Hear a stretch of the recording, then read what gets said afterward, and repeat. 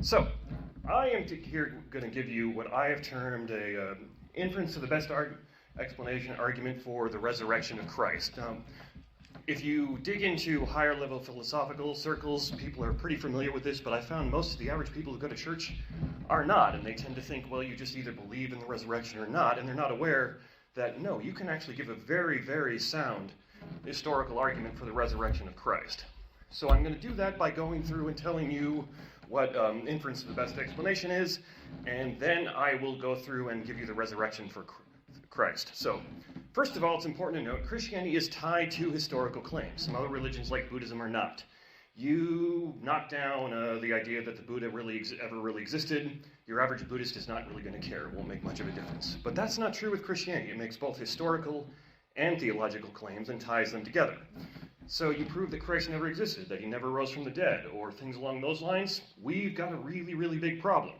And there's similar problems for things like the Exodus. Now, proving that things happened in the past is sometimes very difficult, but I'll submit to you that we can historically prove, in as much as we can prove anything, the Nazis lost World War II, the ancient city of Troy existed, the Battle of Thermopylae happened. If you have severe doubts about any of those things, you have a vast amount of other issues that, well, I'd say I should talk to you about, but it would probably be an hours and hours long conversation, because we can be certain of those things, in as much as you can be certain about things in the past.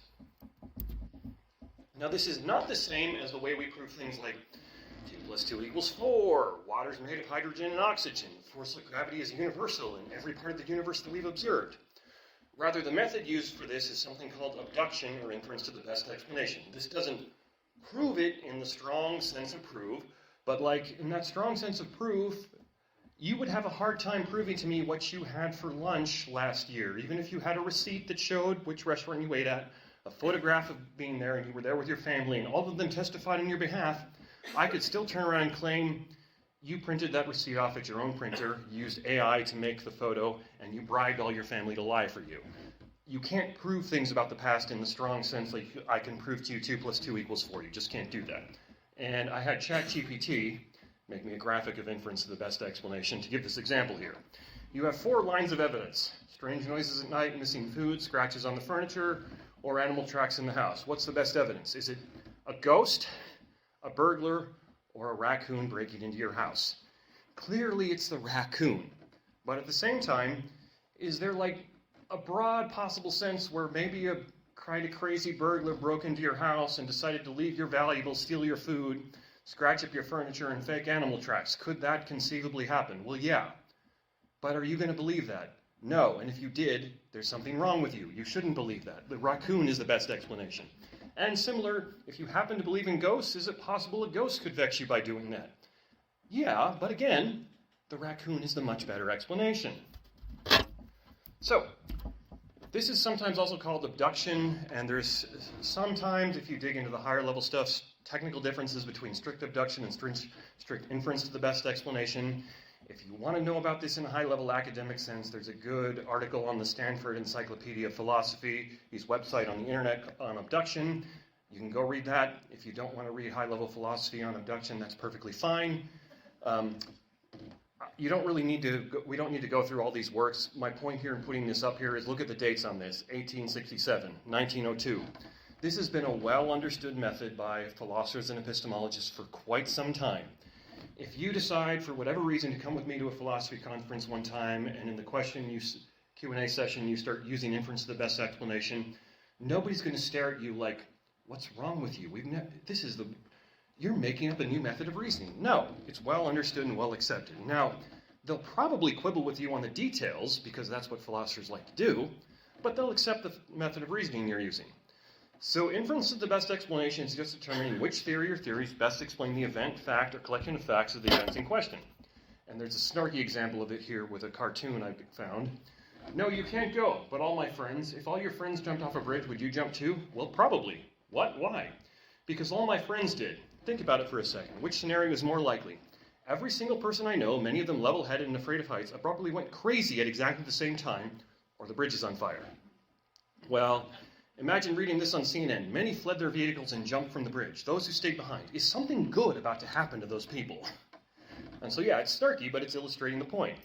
Everyone you see around you is suddenly jumping off the bridge. What's more likely? They all lost their minds, or they all know something that you don't? Now, as I go through this, you'll notice that I'm using some hostile or non-Christian sources. I'm doing this because I would say this strengthens the argument I'm making. There's a courtroom analogy or legal analogy I'll make here between disputed and undisputed facts. So, suppose you're accused of a crime, and your defense attorney says to the judge and the prosecution, we're willing to stipulate that my client was at the scene of the crime, but not that he or she committed the crime. Well, the fact that you were there is now an undisputed fact. No one, none of the parties in question, dispute the fact that you were there. That's an undisputed fact. Whether or not you committed the crime is the disputed fact. Well, when you're making arguments, if you can make use of all or mostly undisputed facts, that strengthens your argument. It's a way of saying to your opponent or the skeptic, hey, I don't even need to demonstrate new data to you. I can just use all the data you are already willing to accept and make my case. Now, in higher level academics, on Christian apologetics and things like that, you're going to find, if you read it, there's a distinction between a minimal facts approach and a maximal facts approach. What I'm doing is more in line with the minimal facts approach. I picked that just because I think it's simpler and easier and people just intuitively grasp it. And if you're talking to somebody and you don't have 5 hours, that's probably going to work better for you. It's not that the maximal facts people have no points or whatever. It's just I don't find it very practically useful unless you've got, a long time to talk to people. Essentially, they typically say, hey, you minimal facts people are just giving the skeptic too much ground from the start. So, inference to the best explanation is probabilistic. It's showing us what is most likely to be true. So again, with the courtroom, you're on a jury. Your job is to determine which explanation makes the best sense of the data you're given. Did the defendant commit the crime, and is he guilty, or is he not guilty? And then there's other considerations that come into play, like what does the law actually say? Or for another analogy, you leave your house and it's wet everywhere. What's a better explanation? It rained, or about 10 minutes before you came outside, all your neighbors ran outside, turned on their hoses, and sprayed everything down to make it look like it rained to deceive you. Clearly not the latter. Unless, of course, right when you come outside, you see all your neighbors immediately turn off their hoses and run back into their house like they've been caught doing something wrong. Well, at that point, you've got evidence that there's a conspiracy to deceive you, so you should believe in the conspiracy. And you recognize this because your mind already does inference to the best explanation naturally. You just probably haven't spelled out the formal criteria because you're not like me and read philosophers arguing for what the criteria is. But learning what the criteria is enables you to do this better, so you're less likely to make mistakes. Now, arguments for Christ's resurrection and inference to the best explanation arguments are typically cumulative. And so here's an example I've got of it, where I was reading a blog one time, and a guy argued, based on experience he had in a church, demon possession is real. And what he said is this girl was demon possessed, and they gave 4 lines of evidence for it. She displayed abnormal strength. She spoke in a masculine voice, quoting the Bible, offset or relieve the outburst, and all of this occurred in a religious context. Therefore, he concluded, see, the phenomenon of demon possession is real, and this girl was demon possessed. And even if you want to be skeptical and be like, well, I need more lines of evidence than that, this is just to demonstrate to you how a cumulative argument like this works. So, moving on, this guy, Bruce Russell, he's an atheistic philosopher. If I remember right, he teaches at Wayne State University. I was at a conference, I think about 9 or 10 years ago, where he gave like an hour and a half lecture on how to do inference to the best explanation. He came up with this acronym, BUMPFIS. And originally when I prepared this, I went through in detail and spelled out exactly what all of those criteria are, because I'm like, the more detailed, the better. And then I looked at how long that was going to take, and I was like, nope, we're going to move on. So this guy, Graham Oppy, who's an atheistic philosopher, and regarded as one of the best philosophers in the world, not just one of the best atheistic philosophers, one of the best philosophers in the world, he gave us a much simpler and easier to follow list in his book, The Best Argument Against God. Simplicity, you want your theories and explanations to be simple. Goodness of fit, meaning it fits the available data evidence. Explanatory breadth, it explains what you want to explain. And predictive fruitfulness, meaning you can use it to predict things. So you have a theory, this particular canyon was formed by water erosion. Well, that's predictably fruitful. Find another place where there's roughly the same soil, run a bunch of water through there, and see if a canyon forms. It's predictive. So what we're looking to do here is figure out which theory or combination of theories best explains the available facts. That is, it fits all the available facts and evidence, it has explanatory power and explanatory scope, and it fits the available evidence and doesn't leave any evidence out. That's the problem with conspiracy theories.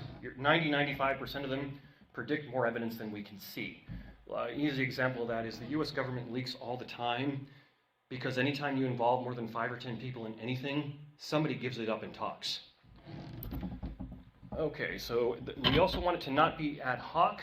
Ad hoc is a Latin term meaning for this. It's making it up, or what we might call just so stories.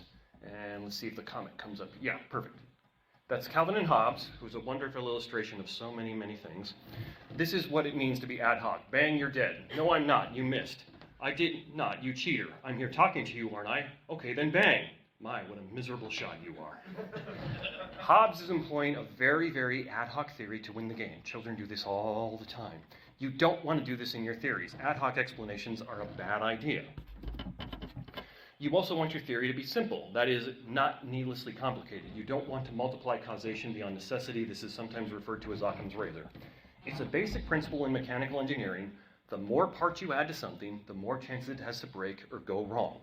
That's one of the reasons why a lot of computer stuff is moving to solid-state drives and things like that. Less moving parts, less chances to break. That's one of the reasons they work better. Well, it's the same thing with theories and thinking things through. You have a very, very complicated theory. Well, the odds that you misinterpreted the data, you got some bad evidence, you reasoned incorrectly, you made a mistake somewhere, they start going up the more complicated it gets. And this is how you respond to conspiracy theorists when they say, hey, what really happened, you just present them a more outlandish theory and accuse them of being the problem. The moon landing was faked. Well, you're an idiot. You actually believe in the moon. And that's... Okay, and this is an example of a not simple theory. You don't want your theories to look like this. This is the wrong way to do things, okay? All right, so finally, you also want your theory to be plausible. That is, not incoherent in the sense of being contradictory and not have it deviate very widely from what you already think. So every sane person should agree the X-Men did not cause 9/11. They're fictional characters. Fictional characters don't cause things. Now, this actually does get a little subjective because it's going to vary from person to person. I'm going to assume that probably all or most of the people in this room are already Christians, so you should, at least in theory, be open to the idea that miracles happen. That's part of the Christian worldview. If you're an atheist or a strict naturalist, you should at best be very skeptical of that idea because your philosophical preconditions are such that you are not likely to believe that miracles already happen. Or most of you probably drove here this morning. You go out and your car doesn't start. Well, your first explanation that you're going to look for is mechanical problems, because that's what happens most of the time when cars don't start. You're not going to turn around and conclude one of the ancient Greek pantheon is vexing me and I need to offer sacrifices to appease their anger. That's not a plausible explanation to you. Conversely, if you lived 3,000 years ago in ancient Greece and you started having problems, the idea that one of the Greek pantheon is vexing you might seem like a plausible explanation. So now we'll get into the argument for Christ's resurrection. There are 7 facts that are broadly agreed upon by the vast majority of scholars, whether they're atheistic, agnostic, Christian, or from another religion. Now, I do not mean by this, every person you read on this will give you all of these facts. What I mean is you do like a broad survey of everybody who's a credentialed expert on this. The vast majority of them are going to give you all of these facts. You'll find some dissenting voices here or there, but for the most part, they all agree on these things. Further, and so I don't get accused of plagiarism later, almost nothing I say here is original to me other than the way that I put it together. So you're reading or listening to somebody else later and you're like, well, that sounds an awful lot like what Phil said the other day. Did he take it from? Yes, I did. So first, Christ's death. By Christ's death, it's assumed that he actually lived because you can't die if you haven't lived. So important enough there. Christ existed, and anyone who claims differently is either being ignorant or foolish. This is not considered a legitimate question by historians or scholars who look at this. Bart Ehrman, who's an agnostic or atheistic New Testament scholar, says that Christ is the second best attested first-century Jew. The only one who's better is the historian Josephus, because he wrote a big book of history and left it behind for us. So of course he's better attested. There's almost nothing that all scholars agree on, but the vast majority of them are just going to give you that Christ died by crucifixion under the Romans due to the evidence in the Gospels, Paul's letters, and the non-Christian sources who mention Christians. Then you have Christ's burial. This is fact number 2. You have this multiply attested by early independent sources like Matthew, Mark, Luke, John, and the letters of Paul. The late A.T. Robinson said this is one of the earliest and best attested facts about Jesus. And the guy who I put right beside Robinson's picture there, that's Dale Ellison. He's a still alive scholar who's gotten very popular in the last few years. He doesn't make the statement quite as strong as Robinson did, but even he says, yeah, we can be reasonably certain that Christ was buried. Then the third fact is the empty tomb. Here you have multiple early attestation as well. Matthew, Mark, and John have sources for this. It's mentioned in the sermons in Acts. Paul alludes to it in 1 Corinthians. And there's a quote here from William Lane Craig on the fact that the Gospels record that it was women who discovered the empty tomb. I'll just read it for you here.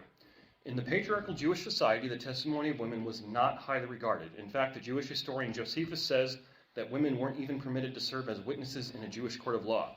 Now, in light of this fact, how remarkable it is that it is women who are the discoverers of Jesus' empty tomb. Any later legendary account would certainly have made male disciples like Peter or John discover the empty tomb. The fact that it is women, rather than men, who are the discoverers of the empty tomb is best explained by the fact that they were the chief witnesses to the fact of the empty tomb, and the gospel writers record what was for them an awkward and embarrassing fact. And his point here is, when the fisherman tells his story, the fish gets bigger over time, not smaller.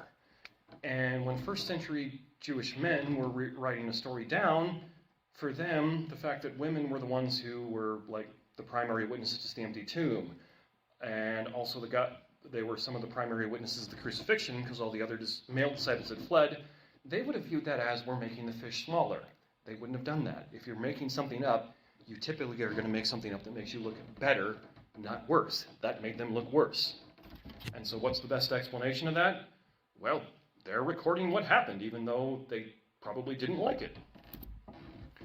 Fact number 4, people claim to see Christ alive. And here we have multiple lines of evidence for this as well. Paul lists many eyewitnesses to Christ's resurrection in 1 Corinthians 15. This letter is dated as earlier than the Gospels by nearly everyone. The Gospel of Luke and Paul both agree that Christ appeared to Peter. Luke, John, and Paul agree that Christ appeared to the 11 surviving disciples, and you have Christ's appearances to the women in both Matthew and John.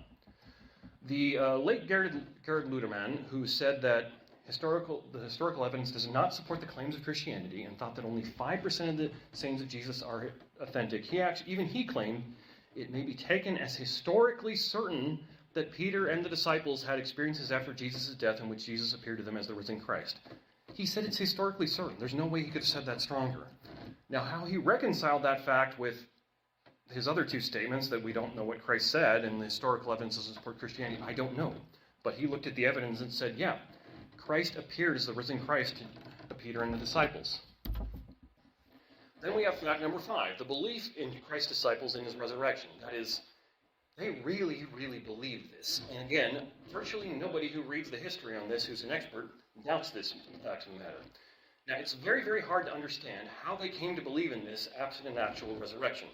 Ideas don't just arise suddenly and out of nowhere. They usually develop over time or are taken from other sources. This is the history of ideas. Like, I've taught a course on the history of philosophy before. So Plato took ideas from Socrates. Then Aristotle took ideas from Plato, some of which he got from Socrates, and there was development therein. And if you read them in detail, you can actually see that going on. And you can see that in many, many other disciplines as well. Well, Christ's Jewish followers would have taken any hint of taking theological ideas from another culture or religion to be completely abhorrent. You transport those guys to today's society, people would call them racist and xenophobic because that's just how they did things. Further, the messianic expectation was that the Messiah should be a conquering king who's going to raise up an army and, go drive out the Romans and just dominate like mad. Christ didn't meet this expectation. That's one of the primary conflicts you read in the Gospels is the Jews had an expectation of what the Messiah would be, and Christ was not meeting it. Prior to the Christ, the Jewish belief was that there would be a general resurrection at the end of time, not ones prior to that. That's what Martha talks about before Christ raises Lazarus from the dead in John. But somehow, despite all this, Christ's Jewish disciples not only radically changed their theology, they became so convinced of it that some of them actually died for it. We can more or less historically establish some of the disciples absolutely were martyred for their faith. Now, I've heard some people claim all of them were. That's probably an overstatement. The evidence on some of them is mixed. But I can tell you, we don't have any evidence that any of the disciples or any of Christ's first followers ever recanted. That when faced with torture and death, any of them said, no, we made it up, we lied, this isn't worth dying for, or anything like that. There's no evidence that that happened. In fact, when you read the early church fathers, many of them seem far more certain and far more confident than we are today, or in the later generations of Christians did. Now, the reason why this matters is people don't usually die for things that they know aren't true. Now, I'll assert to you, people do die for things that aren't true, but not that they know aren't true. And the disciples and Christ's first followers were in a position to know whether this was true or not, and to the best of our knowledge, most, maybe even all of them, died for it. That's why N.T. Wright says, I cannot explain in the early rise of Christianity unless Jesus rose again, leaving behind an empty tomb. Then we have fact number 6, which is the conversion of Paul. Now, Paul was a fierce, fierce enemy and skeptic of Christianity, and yet he became one of its strongest proponents. And I was trying to think of an analogy to explain this, and fortunately for my analogy, bad for many other reasons, we just had a war with Iran, so I came up with an analogy. Suppose in the middle of that war, one of the Iranian colonels or generals who'd been, chanting death to America, talking about how horrible and evil we are, suddenly defected to the U.S. and said, I've seen the light, America's the last best hope for mankind, the shining city on a hill. I'm renouncing Iran, I'm renouncing my citizenship. In fact, I want to join the American military. I'll start as a private, and I want to work my way up to being a colonel, a general, and lead forces against my former homeland. Well, I wouldn't trust him, and I don't think anybody in the American military would either. It's probably absurd to think that that would happen, but that's probably comparable to what happened with Paul. He went from literally killing Christians to being the guy who wrote the majority of the New Testament. That's a pretty strong conversion. And further, and just as importantly, this happened within a few years of the crucifixion. The evidence was still very fresh. Paul could have literally gone to Jerusalem and looked at the hill Christ was crucified on. He probably could have gone and looked at the tomb. He could have gone and talked to people who knew Christ and were present for all those events. And in fact, he almost certainly did. It says in Galatians and Corinthians that Paul went and met with Peter and James. And he became so convinced of this that he did die for it. This is one of those facts that, again, almost nobody doubts, that Paul was martyred for Christ. In fact, Paul gives us examples of what other people have termed early Christian creeds. So this is from 1 Corinthians 15, 3-8, and this is an example of what pretty much, maybe not everyone, but most people who study these things say this is an early Christian creed, hymn, or poem, something along these lines. For I delivered to you as of first importance that which I also received, that Christ died for our sins in accordance with the Scripture, that he was buried, that he was raised on the third day in accordance with the Scriptures, that he appeared to Caiaphas, that is Peter, then to the 12. Then he appeared to more than 500 brothers at one time, most of whom are still alive, though some have fallen asleep. Then he appeared to James, then to all the apostles. Last of all, as to one untimely born, he appeared to me. Now, this is regarded as an early Christian creed because it has kind of a poetic or structural quality to it. This happened according to the Scriptures. Then this happened according to the Scriptures. It translates very easily and well back into Aramaic, which was the common tongue that they would have spoke. Now, Paul probably wrote 1 Corinthians in the mid-50s AD, give or take. People like to fuss and say maybe it was 53 instead of 55. Big deal, But he indicates right in there he received this probably from Peter and James when he was meeting with them in Jerusalem. And that would have been as early as maybe the late 30s or the early 40s, probably maybe even earlier. So what we have here is the very core of Christianity in an early Christian creed or hymn only 10 to 15 years after the crucifixion. Because it says right there, he died for our sins, he was buried, and he was raised. That's the core of Christianity right there only 10 to 15 years after the crucifixion. So when people say, oh, somebody made it up later, no, you don't make things up within 10 to 15 years when people who were still alive and present and can be like, what? No, that's not what happened. Now, there's other possible or probable creeds in Paul's writings in Philippians, Romans, and Timothy. And on to fact number 7, which is the sudden rise of Christianity. And relatively, because we're talking about 200, 250, maybe 300 years here, but Christianity became the dominant religious force in the Roman Empire. Arguably, you could say that we brought the Roman Empire down because, and there's complicated theories about this, of course, but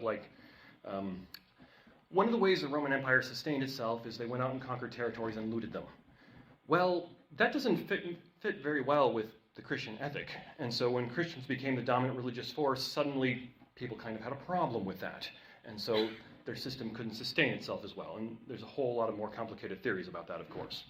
The point being, though, Christianity spread relatively quickly and widely. It's almost certainly the case that there were Christians in Rome while the disciples were still alive. The letters to the churches in Revelation show just how widespread it became within the very first generation.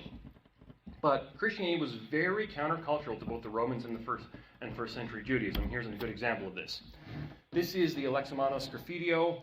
It is very likely the first physical depiction we have of Christ ever, and it's mocking him.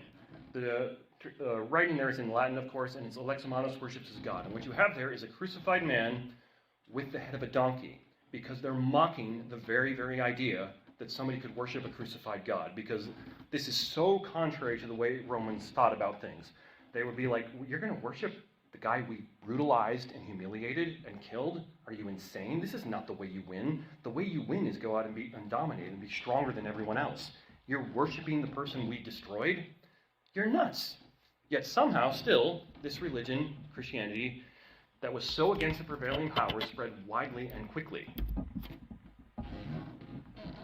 So now here's it'll bring up a list of the 7 facts, technically 8 because it's assumed by these facts that Christ existed. And we're going to go through theories that people give to try to explain these facts and run the inference to the best explanation criteria I gave you before. That's why I had to give that before we got to the argument. So, the first one that people say is, well, it's all a myth or a legend. Constantine invented Christianity at the Council of Nicaea 300 years later. Well, this doesn't explain anything and is universally rejected by all credible scholars, atheistic, agnostic, and Christian. Further, remember that creed from Paul that's only maybe 10, 15-ish years after the fact? That's way, way, way too early. I mean, could the fish get maybe an inch bigger in 10 or 15 years? Sure. But suddenly someone rose from the dead in only 10 or 15 years? No, that's not how legends and myth works. So some people will then weaken that and be like, well, some of it's a myth or a legend. The trouble here is that the aspects of the New Testament that point to or evidence the resurrection are the best attested and least historically controversial parts. There are controversial parts of the New Testament, but we can reconstruct it with textual criticism up to 99, maybe 99.5%, and though that remaining little bit, none of that's about, like, did Christ rise from the dead or not? Was he crucified or not? Further, this doesn't explain fact number 7 very well. People were making it up.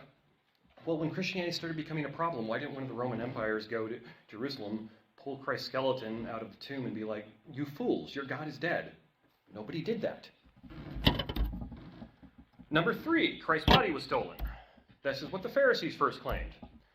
Well, this just doesn't explain facts 4 through 7. That'll get you Christ's death, burial, and that the tomb was empty, but how on earth did people claim to see Christ alive? Why did the disciples believe in his resurrection? How did Paul convert, and why was there a rise in Christianity? So on to number 4. It's all later embellishment.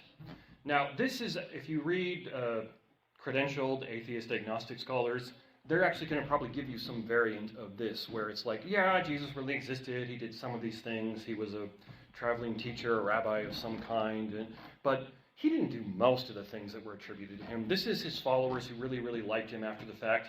It's the fish getting bigger as the story goes on, And so some of them might dispute a few of those facts here, but this is probably the most common theory you get from well-credentialed people. Again, the problem shows us that textual criticism shows us this is just not true. This is not possible. The key points of Christianity are the best attested and best evidenced parts of the New Testament. So this ends up denying facts 1 through 6. Or people will say theory number 5, this one used to be popular in academic circles. I don't think it is much now, but people still say it. Christ had a twin. That is, hey, Christ had a twin, someone who looked exactly like him, and then he died, and people saw his twin wander around and concluded he's risen from the dead.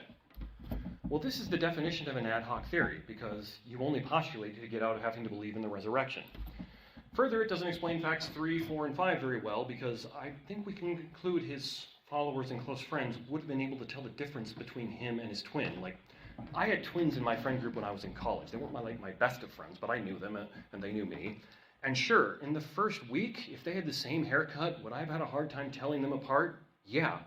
But after I'd known them for a few years, there was only one of them there, I sat down, in 30 seconds I could be like, that's Courtney or that's Danielle. Because they were different people, and I knew them. And you can expect that Christ's followers would have had the same thing.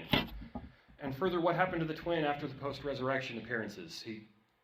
There's no historical evidence of him. Suddenly he's there after the resurrection, and then he disappears from the historical record entirely.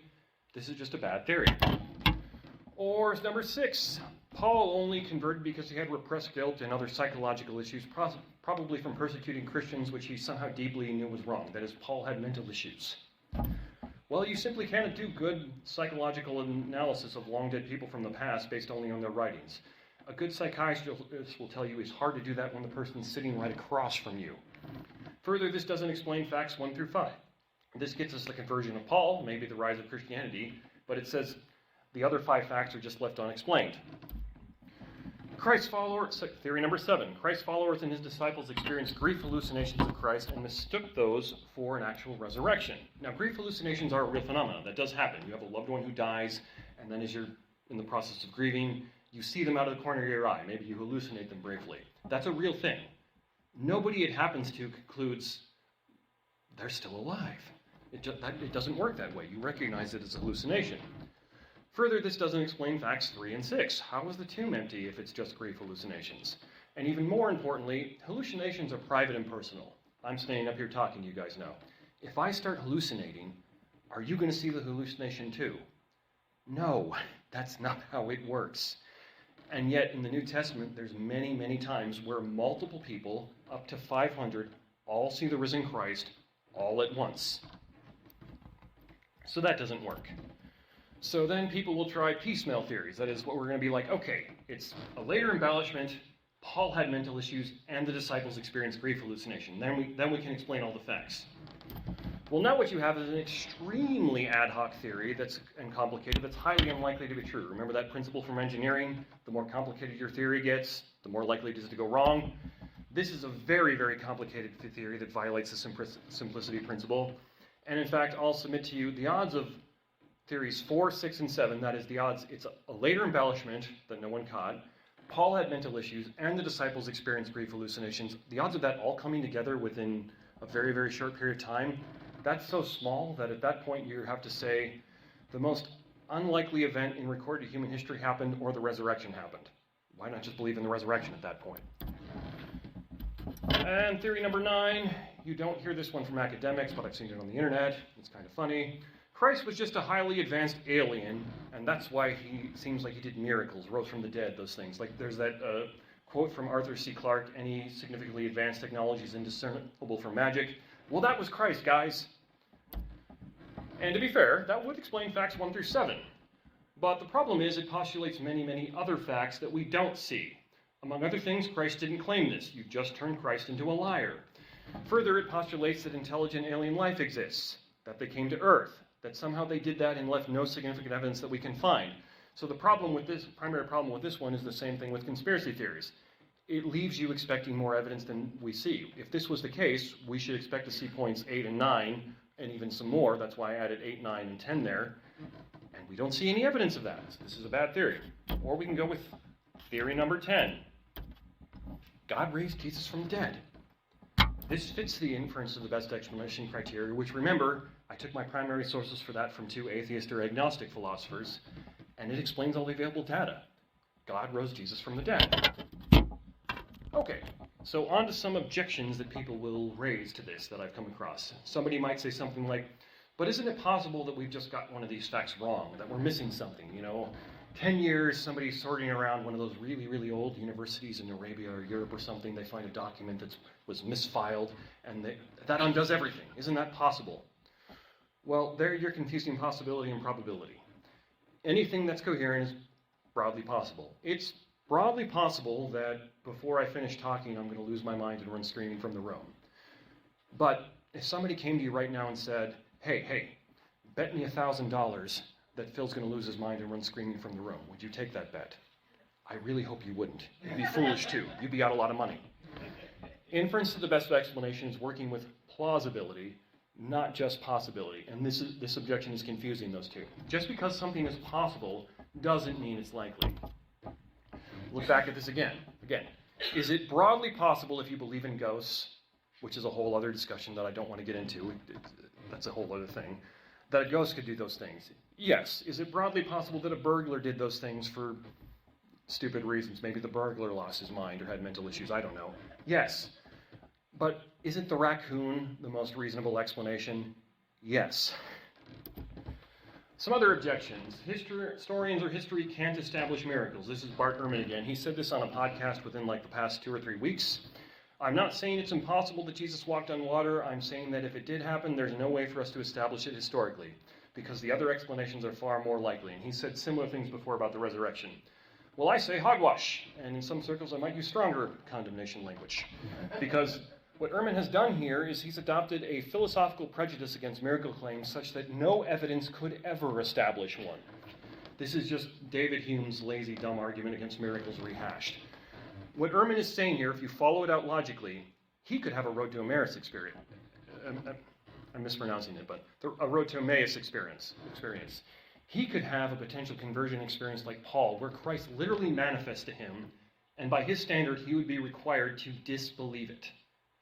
There is no evidence that could establish a miracle on his standard, and that's the definition of irrationality. If no evidence will ever change your mind, you're being irrational. Or, this is a popular one, other miracle claims seem to pass the inference to the best explanation test. That guy whose picture I had up before, Dale Ellison, he likes to point to the rainbow body's supposed phenomenon in Buddhism.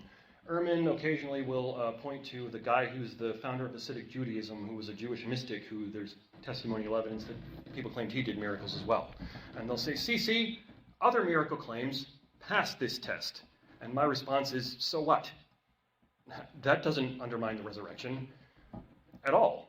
And they act like this is like caught us in some type of an error, and I don't see how, because it hasn't.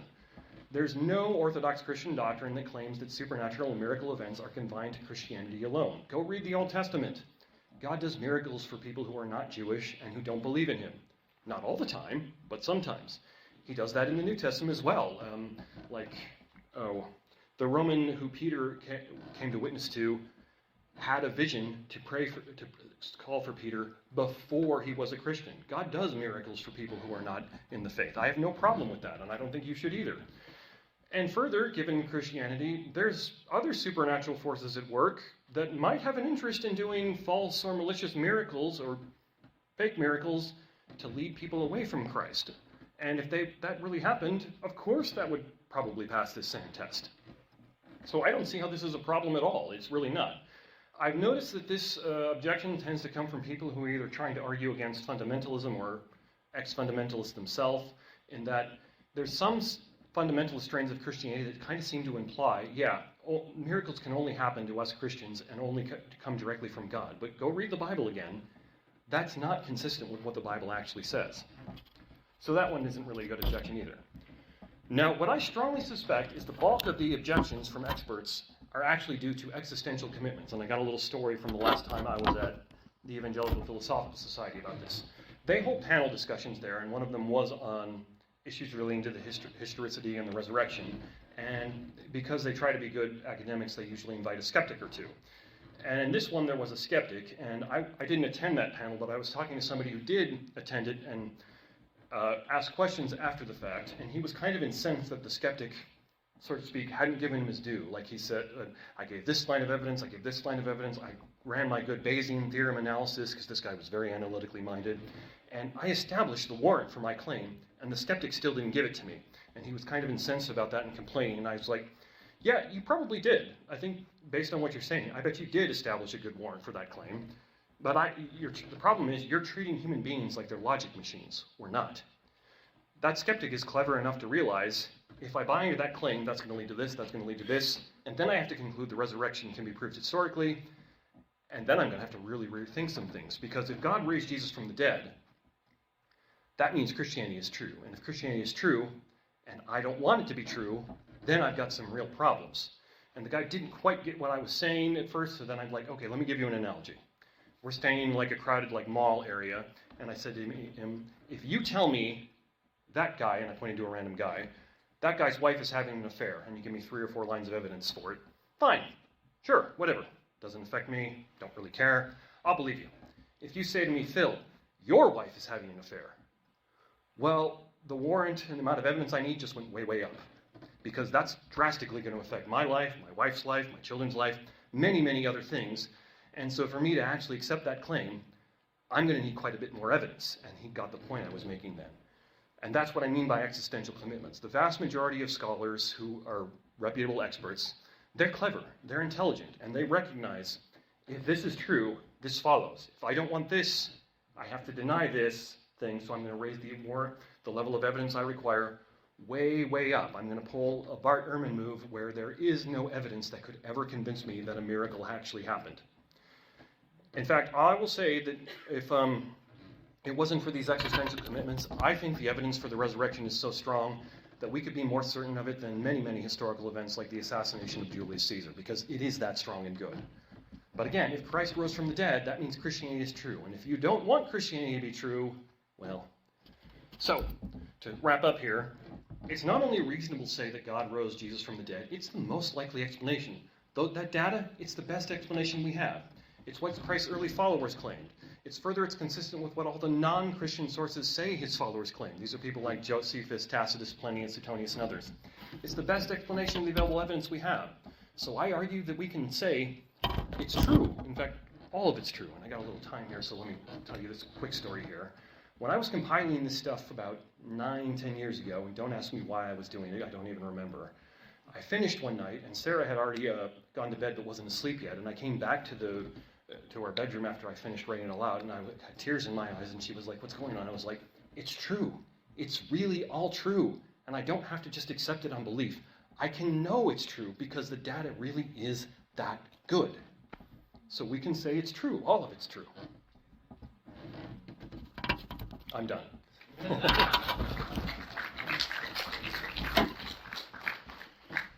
Or maybe if somebody wants to argue that I'm wrong on a point since I said so many controversial things, that'd be really cool.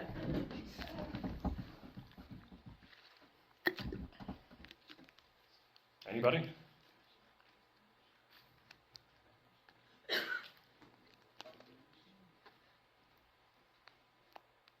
Really? Nothing? Oh, there we go. You made the point that a skeptic or an atheist might say, might have the bias that there's no evidence that's going to convince them about the resurrection. But many Christians would say, well, there's no evidence you could give me, for me, that would convince me that there wasn't a resurrection or that Christianity is false. Oh, well. So how would you kind of adjudicate, or what would you, how would you approach that kind of... I would say, as a Christian, if I said that to you, I'm being foolish. Now, I suspect most Christians who say that kind of haven't thought it through, and they're probably repeating a mantra that they were told or something like that, but it seems very, very clear to me. Like, suppose, and I don't see how this is never going to happen, but suppose somebody was digging in Israel, and they found the body of Jesus, and the evidence was like 99% certain that that's the body of Jesus. I'd be like, yeah, Christianity isn't true. We know it's not true now. That evidence would convince me that Christianity isn't true, and I think it should convince everyone that Christianity isn't true, because, again, Christianity makes theological and historical claims that are tied together, so I think that should be the case. Now, to be fair to Christians who say that, I think they're attempting to repeat like a pious mantra that probably somebody told them and they just kind of haven't thought it all the way through. Thanks for breaking the ice and asking the first question.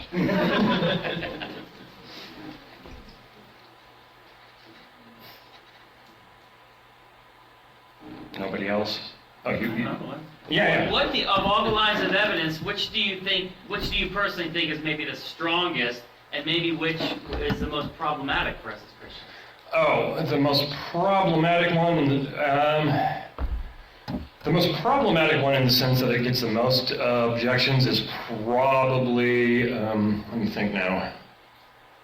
I'd say the most problematic one is the rise of Christianity, because that's kind of subjective. Like, I could see somebody pushing back and going, 200 to 300 years is not a short time for it to become the dominant religious force. And then maybe they'd be like, well, maybe there were cultural things that were simmering beneath the surface in Rome, where it's like the people were kind of like ready for a new system to undo things and stuff along those lines. Because I think I can argue pretty well that Christ's teachings were contrary to the way people thought at the time, but it's Yeah, so that would be the most problematic one.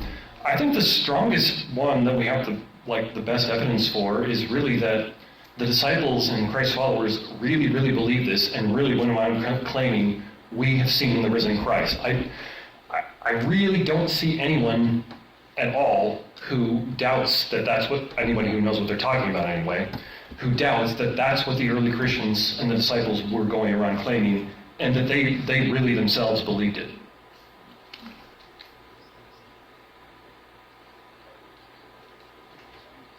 So it sounds like you're saying that the likely objections are ones from people that haven't really thought about it, or haven't looked at the evidence. So if you got somebody that's just, doesn't believe it because they haven't thought about it in the way that you've thought about it, how would you first engage them to go down the road of looking at the evidence? Oh, well, yeah, I would start saying to them, you really need to look at how historical evidence, well, I guess it would also depend on how much time I have. Like, is this a 5-minute conversation in the airport, or is this somebody I can meet with for a long period of time? If it's somebody I can meet with for a long period of time, I actually start with things like, look, this is how we do reasoning. This is how historians figure things out. This is how we know the city of Troy existed, the Battle of Thermopylae happened, et cetera, and kind of get them to realize what the criteria and standards are.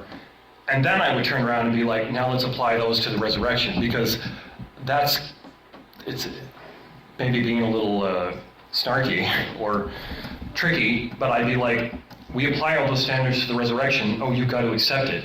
And usually people would balk at that and be like, no, we can't do that. I'm like, no, we already established these historical standards to give us all these other things. Are you going to reject all these other well-established facts? Or are you going to reject the resurrection? Because we already established the standard. If we have a long period of time. If it was a short period of time, my reaction would be something like, you just need to look into this more, because there's a bulk of good evidence for this, and even the people who aren't Christians just flat out give you, most of the time, the majority of this evidence, because that's how strong the evidence is.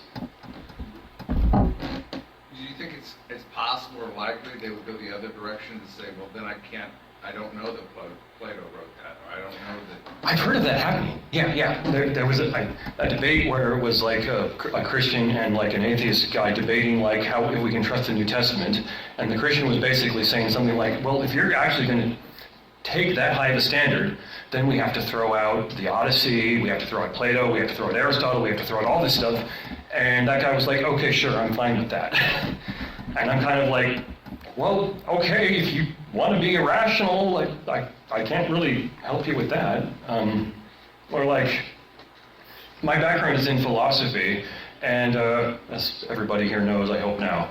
And if you look at the ancient philosophical texts like Aristotle and stuff like that, every single complaint you've ever heard people complain as to why you can't trust the New Testament, oh, it applies to Aristotle, and it's far, far worse. It's way worse. The textual, the history of the text of Aristotle is littered with reasons why you shouldn't trust it.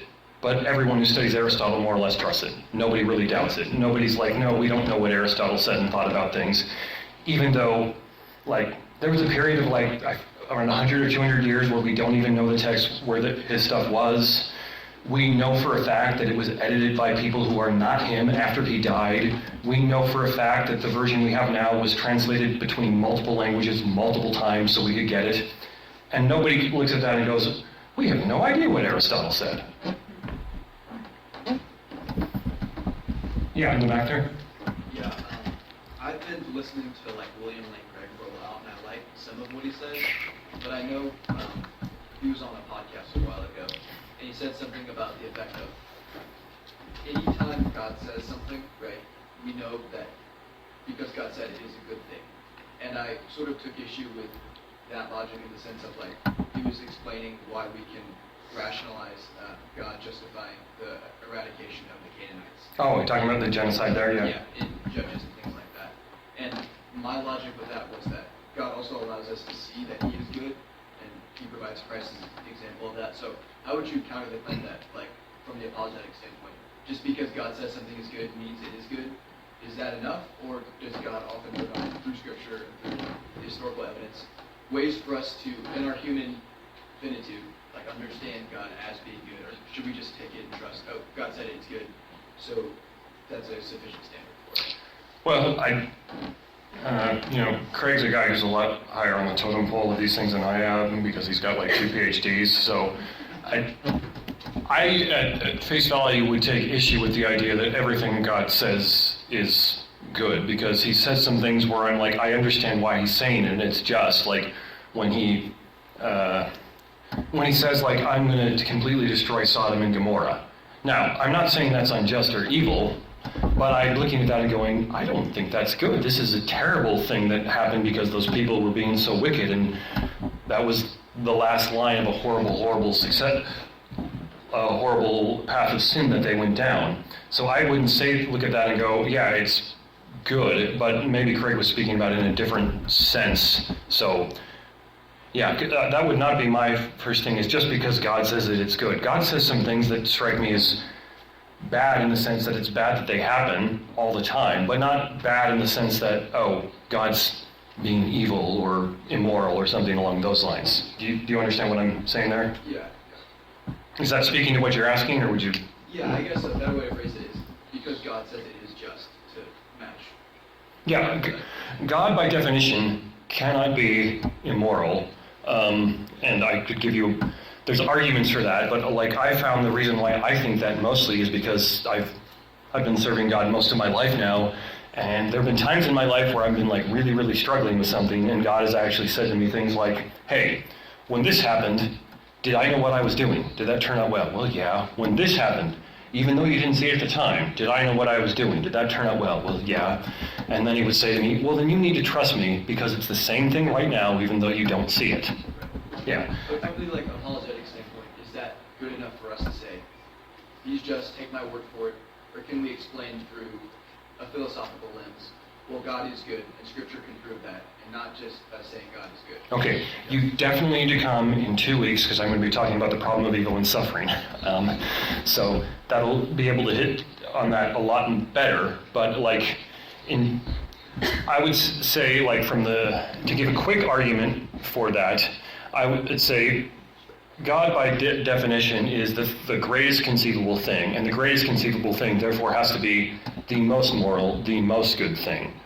That's the philosophical argument I would use. And for the longer one, I would then have to give you like some type of theodicy or justification for like the problem of evil and things along those lines, which I'm going to try and do in 2 weeks. So.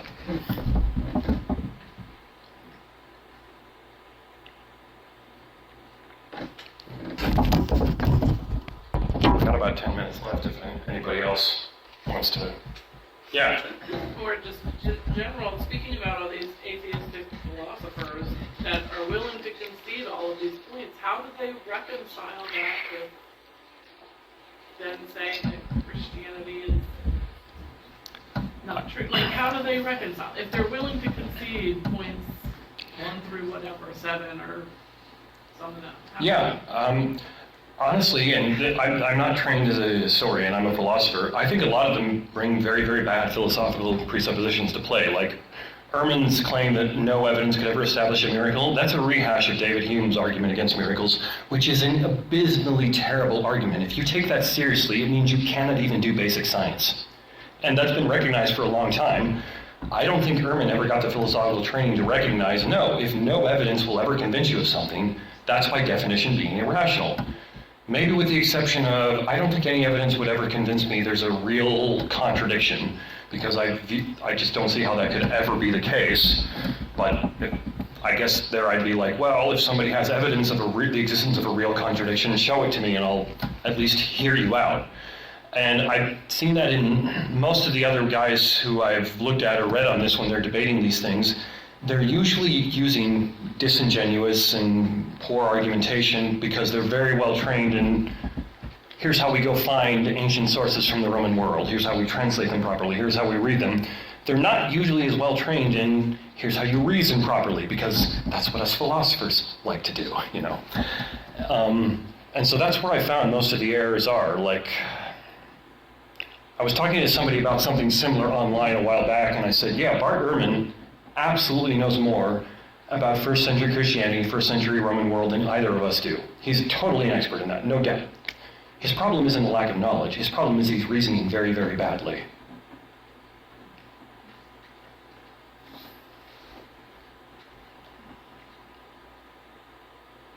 And now we've got 6 minutes left. Oh, yeah, Katie. I don't know if I'm going to be able to word it correctly, but do you feel like philosophy of being able to have an answer to understand and fit all the things together, do you feel like that clashes with the living by faith? Or how do they work together? No, I absolutely do not. I'll actually talk next week briefly about how we define faith in relation to Christian origins, because people will think there's a conflict between faith and science, so to explain that, you got to define science and faith.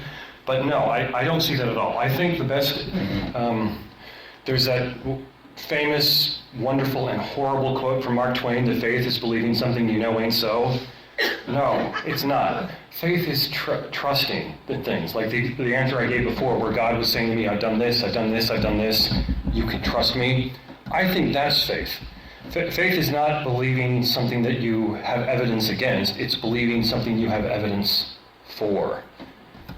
And I think when you, as best as I can tell when I've tried to do it, when you read like the New Testament and the Church Fathers, that's pretty much how they're defining faith. It's kind of a more recent phenomenon where we're like, oh, faith is believing things in spite of the evidence. It's white-knuckling your way through and absolutely saying it has to be true despite all the evidence in the world against me.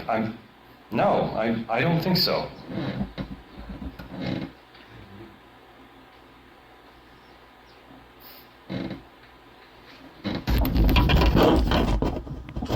Okay, well, if nobody else has any questions, then we'll call it quit, and I'll invite you all to come back next week when I'll make everyone angry by talking about Christian origins.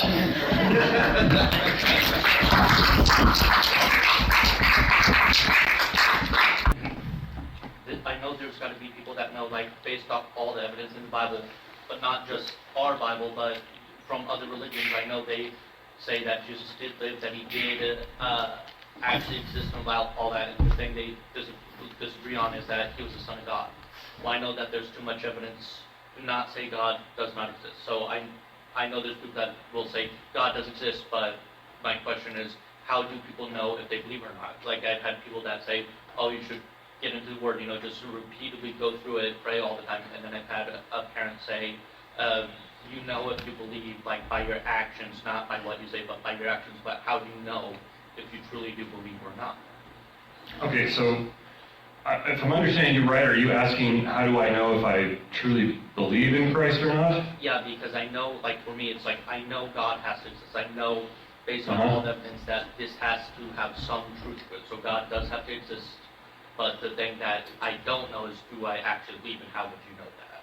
Oh, well, I think you actually know, everyone knows very, very well what they believe about most things. Now, there's like things that are edge cases where I'm not sure what to think, and usually that's things that don't affect me a great deal. Like, I really don't know how the stock market in China is doing right now, even though there's a fact of the matter about it.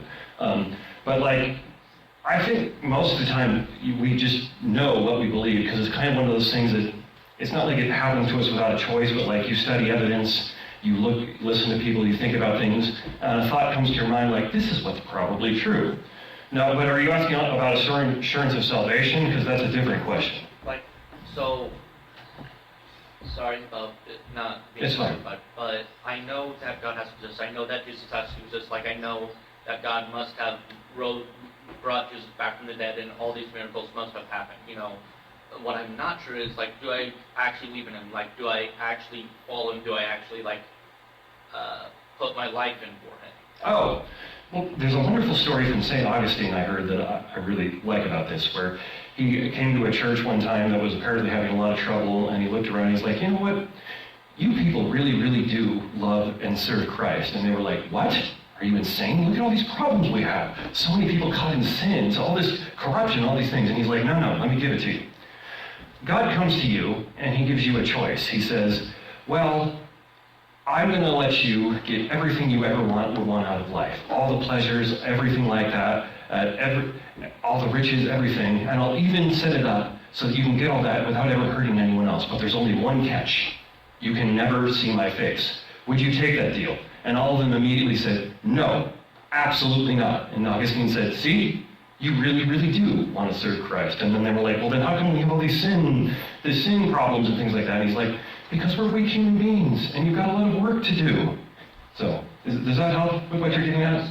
Yeah. Anybody else?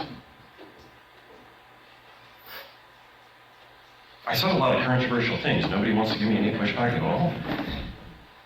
Yeah. So, do you think, I think from the evidence that it's reasonable to believe that Christ raised from the dead, do you believe it's reasonable on the other side? Do you think that someone who's an atheist or who rejects still has, do you think that that could be a reasonable claim? Not a true claim, but do you think it's reasonable for the atheist to, or the agnostic to reject the veracity of the resurrection? Oh, you're trying to put me on the spot here. No, I don't know. I Yeah. don't have a freeform. I would say, given atheistic, naturalistic presuppositions, they would be basically forced to conclude something like the most unlikely event in human history, recorded human history occurred, but it can't have been a resurrection because I just know those, I have to conclude those kind of things don't happen. If they already had very, very good and compelling arguments outside of resurrection-related stuff for their atheism, then I'd say that's reasonable. But then I'd turn around and go back and be like, I really don't think you've got good arguments for atheism, and I would try to examine that. But in just this area alone, bracketing off those considerations, I'd say, yeah, I can see to you that that's reasonable, but I'd also kind of be like, oh, come on. The most unlikely event in human history happened. That kind of strains credulity. Yeah. Yeah. Do most people even think about it? About stuff like this? No, I don't think they do. That's one of the reasons why I wanted to talk about it, because I grew up in the church. I grew up in Assemblies of God church. I've been attending Baptist churches since my wife and I got married. And I think most people just kind of assume you just decide to believe this is true and don't even realize there's a mountain of evidence that this is true. And I find that very unfortunate. That one of the reasons why I wanted to do this is because I think part of what happens is people grow up in the church and then they go away to college and he starts saying, oh, there's reasons to doubt, and they've never heard that there's this mountain of evidence that they can rely on before. So, I think Brett was first, and then I'll go to you. How would you respond to someone who is struggling with the difference in the resurrection narratives? Oh, the fact that there's distinct differences between the narratives in the Gospels, and then John is doing a whole completely different thing. I would say that if they lined up completely, that would be evidence of a conspiracy. Kind of like how if there's a crime committed, the cops have 4 suspects, and all their stories are word for word the same, the cops are immediately like, yeah, something went down, and these guys had a discussion where they're like, we're going to get our story straight, and that makes them investigate it further. And so the fact that there's some differences, I would say, is a sign of credulity. It's a sign that you have differing perspectives on the same event. And further, when you dig into the details on this, I don't think they're actually like contradictory details. It's not like I forget which one does which, but one says like there were 2 young men at the tomb who were clad in white, another that absolutely says they were angels. Well, it's not like the first one said there were 2 young men who were absolutely not angels, because 2 young men clad in white, you could interpret that as angels. And I find that the distinctions there are like that, where they're not really contradictory or even contrary, they're just more like differences, so to speak. And I think that adds credulity. If they all lined up perfectly, I think that would give us cause to doubt it was true. That would give us cause to be like the disciples all got together and had a conference, and they're like, okay guys, we got to get our story straight. Here's the official narrative. And then, yeah. This is all very interesting, and I've enjoyed it. But if somebody, we've kind of established that it's going to be very few and far between that somebody we would be talking to someone who would, have this issue with the resurrection. I'm not going to remember all this stuff to tell them, is there something like a step-by-step simple thing, or do we say, okay, here's an authority on it, check it out? Oh, well, N.T. Wright wrote a giant book on this. I got another guy named Michael Lacona wrote a giant book on this. And I could direct you to other sources as well, but I would actually encourage, if you talk to somebody who's like, I don't believe this because it's not true, I would say, oh, really?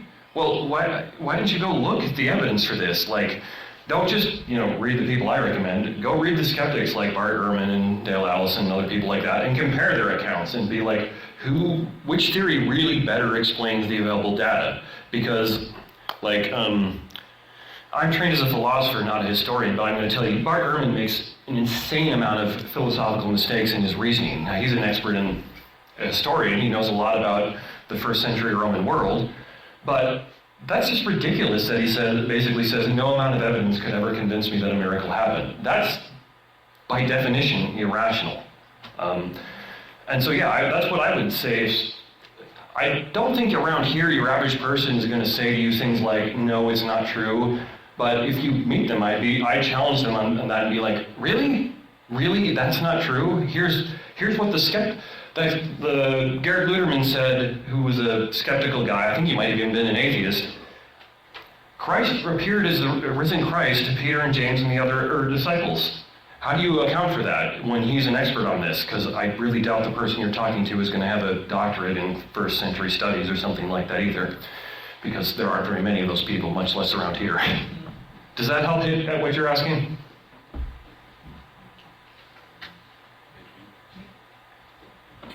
How much? We got about 10 more minutes, but I suppose if anybody else has questions. Oh, yeah. Sounds like you might cover this next week when you talk about some of the Old Testament evidence.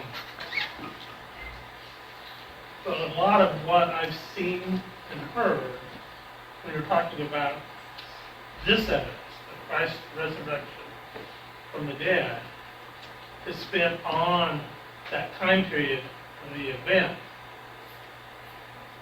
And I see a lot of times people focusing on those truths, but I don't see a lot of times going clear back to the fall and all the truths, because the entire Old Testament is God working out his entire setting up of kingdoms and peoples to that one moment of crucifixion that would lead to the resurrection. And I think maybe it's just too long, or it's too much information to take people back through. But if you understand the movement of humankind since the fall to that one moment of accumulation right there, and the resurrection, that evidence is overwhelming. If you look at how the nation of Israel came to be, how the line of David came to be, where they were at when they were there. So on the appointed time under that Roman governance happened, and then how the church was spread after that. I don't, like I said, maybe it's too long, but what I see is you're talking about the pieces of evidence just around that resurrection. But for those unbelievers, we don't take them back and explain and connect the why he needed to be crucified, why he needed to be resurrected. Yeah. You're not describing a 40-minute lecture, you're describing like a 5,000-page book. So, probably why they just go in on that singular event as proof. There is some evidence for the historicity of the Old Testament as well. It doesn't tend to be quite as strong as the evidence for Christ's resurrection, but that's more just kind of like an accident of history. It's further back, we've lost more things, the Romans tended to keep pretty good records for ancient people, other people not so much. 2 years ago when I talked at the Contend and Connect conference, I actually gave some evidence for the book of Exodus that we can know. So there is that whole overarching narrative of God working through history as well. But yeah, if I tried to do that, no, I'd be standing up here for, you guys would have to come back for days and days and days, all day, and it probably would have taken me 5 years to prepare it. So. And what you talked about today is the minimalist approach. Yeah. And he's talking about the maximalist approach. Oh yeah. And as I said, I do that because I think, especially when you're talking to other people who are going to argue with you, if you're like, look, these are the facts that are undisputed or mostly undisputed, and I can give you my case that Christ rose from the dead just from that, I think that's simpler, quicker, and far more likely to get people looking than if you're doing the maximalist thing where you're like, okay, first let me talk to you about how textual criticism works. I'm going to give you an hour-long lecture on that so you know that we can trust these texts. Then I'm going to give you a historical primer on the ancient Near East. And it's not that that stuff is invaluable. Like, you come talk to me about that, oh, I'll sit and listen to you. But I don't think your average person is really going to be like, no, I don't have 5 hours to even just get started. Coming back to Magnus' comment, could we not put together a sheet of here are the 8 facts, undisputed facts, that those of us who have sat through this heard your argument for, that would at least be something we could carry in our Bible and carry with us? Oh, sure. Yeah. That we could just say, here's the short version. And I have gotten into conversations with people on those subjects. The other thing I wanted to ask you about, I was watching a show a few years ago on the Non-History Channel,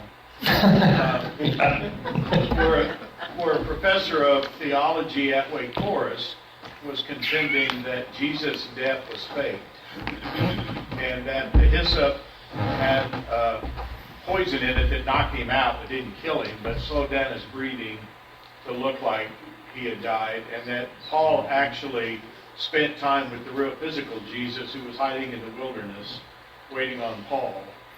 Wow. Yeah. So, Did they end up blaming aliens like the History Channel usually does no, but coming from the School of Theology at Wake Forest University, a lot of people watching that would give a lot of weight to that. Yeah, that's very bizarre for a whole host of reasons. I mean, that actually, well, first of all, it contradicts the sources that we have in the New Testament. It contradicts what Paul says. So you've got to basically then turn around and claim Paul was lying. Well, that presents problems. Why are you trusting Paul and these other things if you think he's a liar?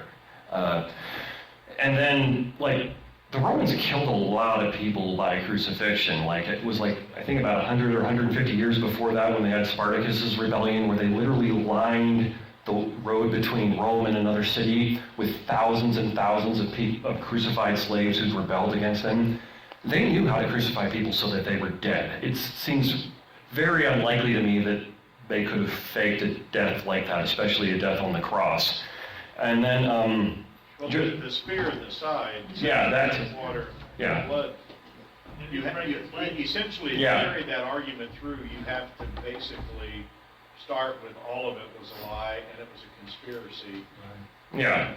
And people recorded, they had to go, the theory was, well, they went back and recorded history differently. There really wasn't a spear pierced, on and on. So it's combining a lot, it's a piecemeal theory then. Yeah. It's later embellishment, some of it's mythological, people were, okay. But that's the first time, I heard some of the other, but that's the first time I heard, well, the hyssop that Jesus got was poison and just kind of knocked him out, and that was... Yeah, I don't know about the biology of hyssop, if that's even possible, but it also, what you say reminds me, Josephus had, his history was he actually fought against the Romans in the Jewish rebellion, and then he changed sides, and one of the things he did was start writing the Jewish history for the Romans, and that's why we have him writing history now. And when he changed sides and the Romans came and destroyed Jerusalem, the Romans crucified several of his friends, and I forget the exact number. It was, I think, 3 or 5 or something like that.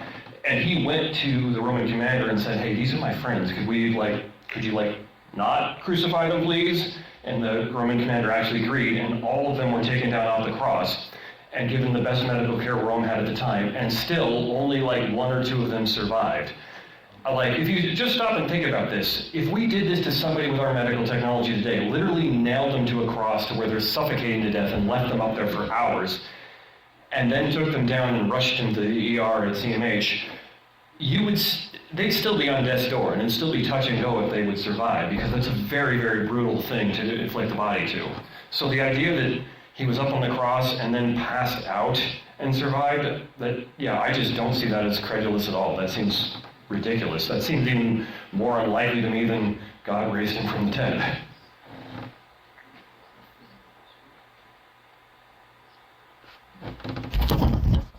I guess we got 2 minutes left. One of the things that kind of bothers me is the atheistic claim that all you need to do to be saved is to believe. There is no follow-up to that. From the atheist view, you don't have, the Bible says that you don't have to go to church. Where 2 of you are gathered, I will be there also. And, the whole idea that we saw a child be baptized. To an atheist view, does the child understand all of that before becoming a Christian, before the public proclamation? And I think that's where the atheists are, they're not wanting to look into the whole thing, they're just seeing that, they've seen the example of people that have gone to church and have fallen away. Mm-hmm. And the idea to them is, well, you just have to believe, you just have to say you believe in front of other people, and you're saved. How do we get around that? Well, I would say that's actually not what the Bible teaches. That I think that's propagated by some of the more shallow aspects of evangelical Christianity in America, and I can kind of understand how that came about due to no knock on Billy Graham, but when he was doing mass crusades, he would invite people forward and kind of tell them that, and then they would say and get involved in the local church. And again, no knock on Billy Graham when I'm saying that. I understand how that happened, but that's not what the Bible teaches. Like I was saying earlier, you know what you believe in large part because of not just thinking it through, but it's not just I intellectually affirm this, I act it out.